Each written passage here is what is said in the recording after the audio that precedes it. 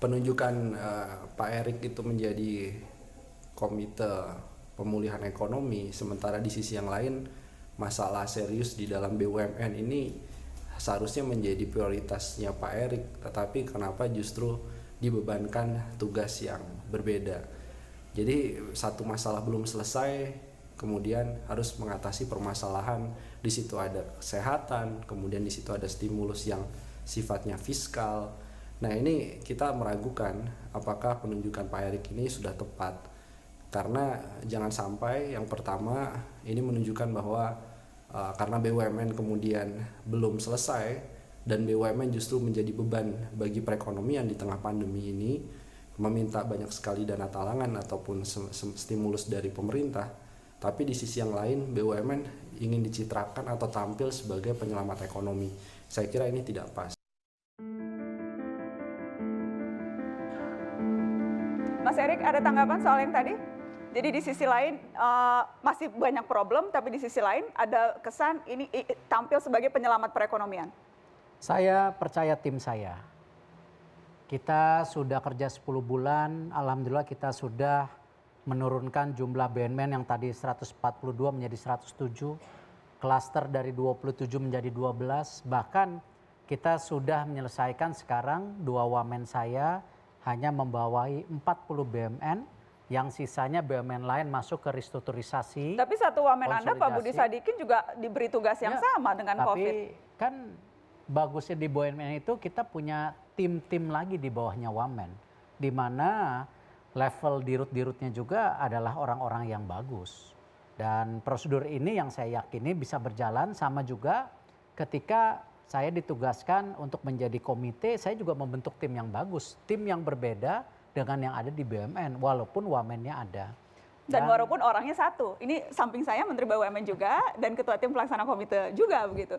Jadi mau bawahnya sebanyak apapun, yang pucuknya satu. Saya percaya teamwork, saya percaya punya tim yang bagus. Karena sama ketika saya dibebani waktu itu ada tugas juga beberapa, Asian Games, Ketua KOI dan lain-lainnya, ya so far saya bisa deliver. Tapi bukan karena ego, tapi karena punya tim yang baik. Yang jelas pembuktiannya adalah dengan sekarang misalnya adakah rencana baru atau adakah sesuatu kebijakan baru yang akan dikeluarkan dari komite yang Anda pimpin ini? Ya, alhamdulillah setelah diberi kepercayaan kita waktu itu langsung rapat saya dengan Pak Budi dan Pak Doni, dan di mana kita membuat planning, salah satunya di kesehatan tadi vaksin. Vaksin yang diutamakan, bukan berarti kita tidak melakukan upaya-upaya lain, karena memang yang terpenting banget bahwa kesehatan pulih, baru ekonominya bisa bangkit. Kalau kita fokus ke ekonomi, apa kebijakan baru yang segera akan diluncurkan? Karena itu di program kami ada 3, simple. Indonesia sehat, Indonesia bekerja, Indonesia tumbuh. Tumbuh artinya nanti setelah kita halangan ini kita harus memastikan Indonesia tumbuh lagi. Nah, di Indonesia bekerja ini banyak program-program yang sudah dilakukan pemerintah. Saya coba mau bicara yang sebelumnya dulu. Pemerintah sudah memberikan bantuan hampir ke 108 juta masyarakat miskin, yaitu dari jumlah keluarganya yang hampir 29 juta yang termiskin udah dilakukan. Mas Erik, tapi kalau kita bicara program-program yang sejak awal sudah dicanangkan, itu kan bahkan Presiden sendiri mengakui banyak yang belum terrealisasi, anggarannya belum terwujud dan sebagainya.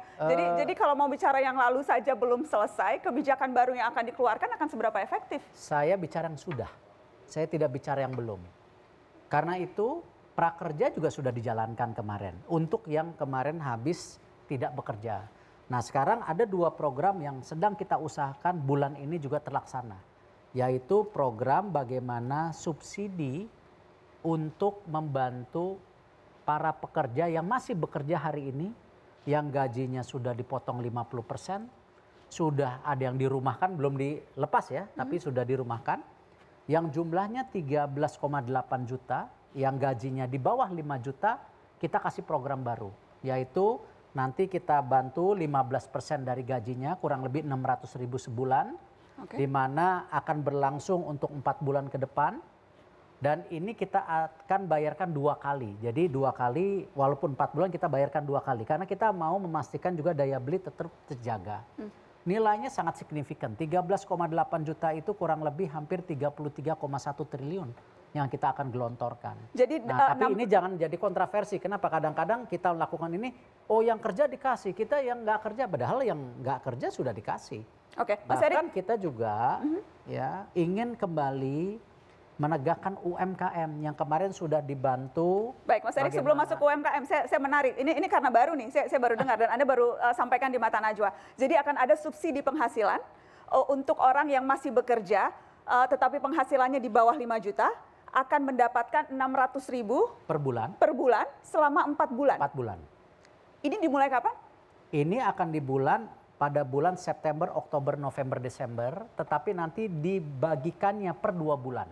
Jadi supaya daya belinya kita jaga. Dan siapa saja yang berhak nih, datanya dari mana? Karena sekali lagi kalau bagi-bagi bantuan sosial selalu kita mentoknya di data. Datanya harus konkret. Karena itu kita bekerja sama dengan BPJS Tenaga Kerja yang datanya solid dan konkret. Prakerja juga sebagian dari BPJS Tenaga Kerja kemarin. Lalu nanti dibantu. Dan kita tahu ada problem di sana. Yang kemarin yang sudah di layoff. Tapi yang ini yang benar-benar bekerja masih ngasih iuran. Jadi ini semua ya, bukan kita tidak bicara PNS, ini semua orang yang bekerja yang terdaftar di BP. Di luar BUMN, di luar PNS. Jadi benar-benar hanya yang tadi di sektor industri lah yang sekarang bukannya BUMN. Nanti kalau BUMN lagi gitu kan. Jadi di luar BUMN, di luar PNS yang terdaftar di BPJS Tenaga Kerja. Yang memberi iuran, kelihatan kan. Nah ini nanti kita bekerja sama dengan Perbanas supaya account-accountnya langsung ke mereka. Lalu saya sudah berkoordinasi dengan Ibu Menaker dan ini program memang yang kemarin Pak Presiden waktu di rapat Senin ingin dijalankan. Dan alhamdulillah sudah mendapat dukungan dari Menteri Keuangan, Pak Menko Erlangga, karena selama ini tadi Pak Menko Erlangga sendiri sudah menerapkan beberapa program yang sudah jalan tadi yang saya sudah sampaikan sebelumnya. Ya. Nah ini yang kira-kira kita ingin push, kita tahu bahwa hari ini kan sudah diumumkan kita minus 5,3. Nah salah satunya yang harus kita lakukan kembali ya kita dongkrak kembali daya beli masyarakat dengan apa? Menggerakkan sektor dari pemerintah, BUMN, tapi masyarakatnya sendiri harus bergerak. Ini yang kita lakukan. Itu. Baik. Kita akan break. Setelah ini kita akan lanjutkan lagi karena masih banyak isu-isu kontroversi yang harus dijawab oleh 2 Mas Menteri. Setelah pariwara, tetap di sini.